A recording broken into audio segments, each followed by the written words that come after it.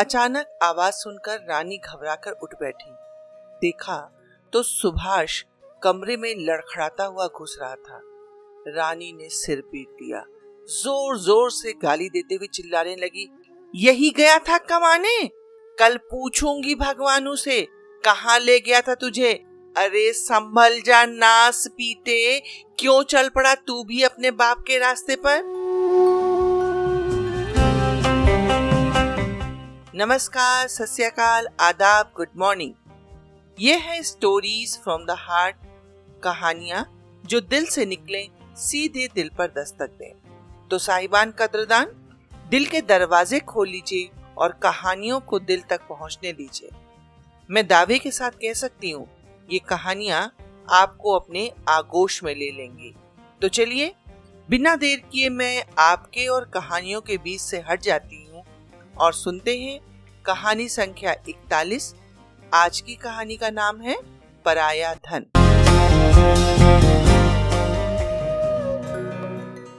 बड़ी देर से रानी सड़क पर आंख टिकाए निहारे जा रही थी। उसका बेटा सुभाष इतनी देर तक कभी घर से बाहर रहा ही नहीं। माना कि बड़ा हो गया है, पर इतना भी बड़ा नहीं हुआ कि अकेले कहीं दूर जा सके।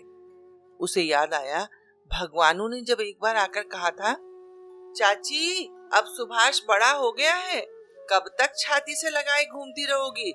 थोड़ा छोड़ोगी तभी तो अपने पैरों पर खड़ा होना सीखेगा। तब उसका दिल ठक से करके थोड़ी देर के लिए धड़कना ही बंद कर दिया था।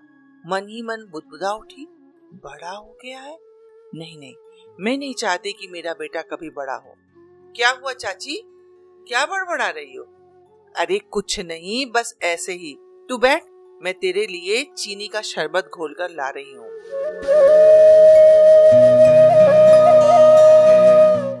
धीरे धीरे शाम गहरा गई। सुभाष अभी तक नहीं आया था।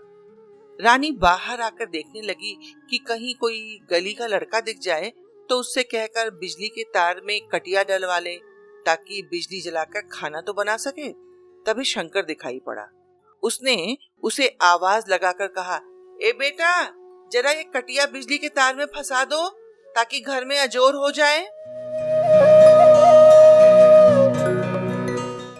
रानी से खाना नहीं खाया जा रहा था। सुभाष के बिना कभी खाना खाया भी नहीं था। खाना ढककर सिर टिकाकर चारपाई के किनारे बैठकर किसी गहरी सोच में डूब गई।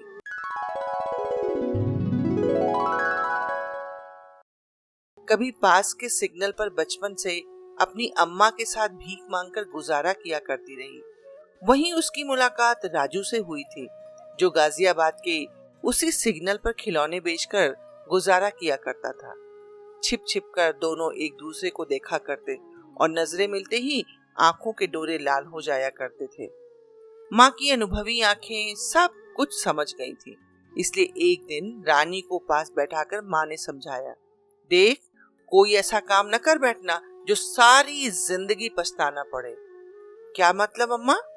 तू मुझसे सारी जिंदगी अपने बाप का नाम पूछती रही, पर मैं बताती तो क्या बताती? उसने तो तुम्हें अपना बच्चा मानने से ही इनकार कर दिया था। पर क्यों इनकार कर दिया था? तुमने उसका कॉलर पकड़कर बताया क्यों नहीं? कैसे बताती? तब तक मेरी उससे शादी भी नहीं हुई थी। रानी चुप हो गई। उसकी समझ में नहीं आ रहा था कि क्या बोले। थोड़ी देर रुककर बोली, तो क्या हुआ? आखिर मैं हूं तो उसी की बेटी ना। तभी तो मैं कह रही हूँ, अगर वह राजी हो जाए तो पहले शादी कर ले। लेकिन मैंने सुना है वह नशा करता है। किसने कहा?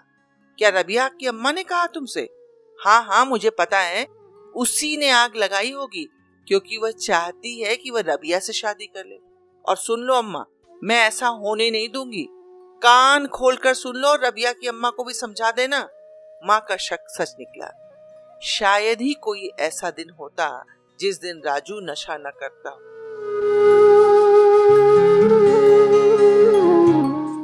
शादी के दूसरे ही दिन से नशे की आदत को लेकर लड़ाई झगड़ा शुरू हो गया। राजू हर समय नशे में धुत रहता था। एक दिन चौराहे पर सामान बेचते हुए नशे में होने के कारण गाड़ी के नीचे आ गया और अपने बच्चे का मुंह देखे बिना ही स्वर्ग सिधार गया।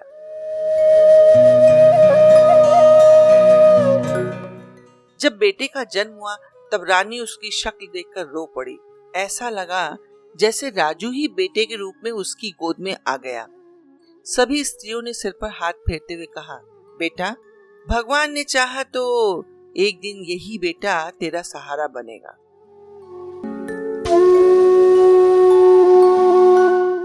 अभी महीना भी नहीं बीता, उसे पेट की भूख शांत करने के लिए बच्चे को गोद में चिपकाए उसी चौराहे पर जाना पड़ा जहां वह पहले जाया करती थी, जहां उसने पहली बार राजू को देखा था।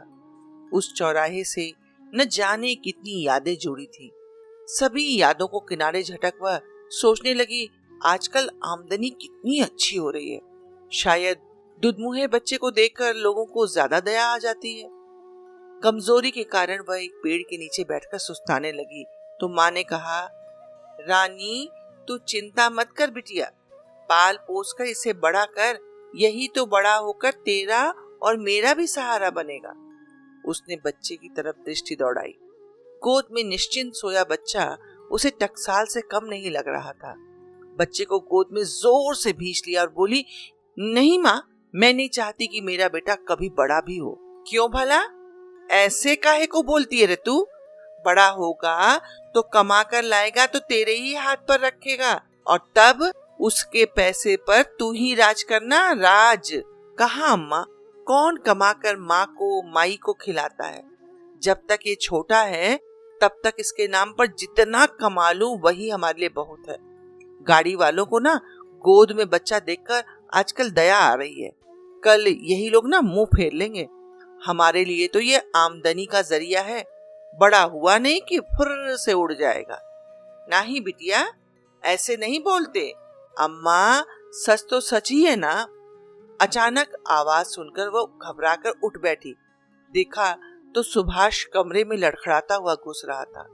रानी ने सिर पीट लिया, जोर जोर से गाली देते हुए चिल्लाने लगी, यही गया था कमाने? कल पूछूंगी भगवान से, कहाँ ले गया था तुझे? अरे संभल जा नास पीटे, क्यों चल पड़ा तू भी अपने बाप के रास्ते पर? शोर न मचाओ अम्मा, बस आज पिया है, कल से नहीं पीऊंगा। शोर सुनकर रानी की माँ जाग गई और बीच बचाव करती हुई बोली, बस अब चुप भी हो जा। बच्चे का खून पी लेगी क्या? पी लिया तो पी लिया, कौन सा अपराध कर दिया है? तू तो ऐसे चीख रही है जैसे किसी का खून करके आया हो। चल बचवा, चल मेरे कमरे पे चल, वहीं सो जा। सवेरे मैं समझा दूंगी तेरी अम्मा को, सब ठीक हो जाएगा। रानी बिना खाए सो गई। उसके खाने या ना खाने की चिंता करने वाला कोई नहीं था। रात के गहरे सन्नाटे में वह सोच रही थी, क्यों लोग बच्चे को बड़े होने का आशीर्वाद देते हैं? छोटे रहते हैं तो कहना मानते हैं, हम जैसों के लिए तो बड़े ही काम के साबित होते हैं। दुनिया तभी तक दया दिखाती है जब तक छोटे बच्चे गोद में हों, वरना बड़े होते ही तो ये चिड़ियों की भांति उड़ जाते हैं। मैं भी तो जवान होते ही अम्मा की चिंता किए बिना राजू के साथ उड़ गई थी।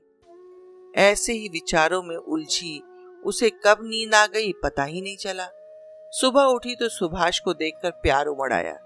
उसे अपने पास प्यार से बिठाकर सिर सहलाकर नशे के ऊंच नीच समझाने लगी। समझाने को तो वो समझा रही थी, पर मन कहीं न कहीं उसे ही समझा रहा था। रानी, इस सोच को तू भी जान ले कि बेटा हो या बेटी, सभी पराया धन होते हैं। जो तेरा है ही नहीं उसकी चिंता करना छोड़ दे। मन के किसी कोने से आवाज आई कि क्या समझाना भी छोड़ दूं? नहीं नहीं, समझा, पर खुद भी इस सत्य को समझ ले तो जिंदगी आसान हो जाएगी। अब जिंदगी अकेले काटने की आदत डाल ले। इस संसार में जिसने इस सत्य को समझ लिया उसका जीवन आसान हो गया। मन ने फिर पूछा, कैसा सत्य?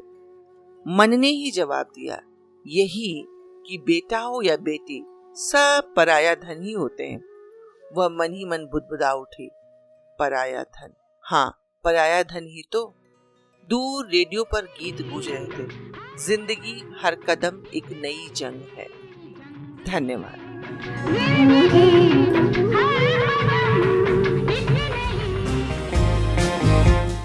जीवन का यही कड़वा सत्य है कि जब तक हम आस लगाए रहेंगे तब तक दुख और तकलीफ में रहेंगे।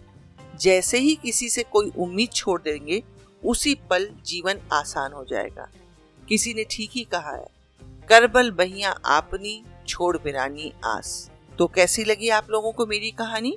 यदि मेरी कहानी आप लोगों को अच्छी लगी हो तो इसे लाइक कीजिए और अपने मित्रों के साथ साझा कीजिए। बहुत जल्दी एक नई कहानी के साथ फिर आप लोगों से मुलाकात होगी। तब तक के लिए राम राम।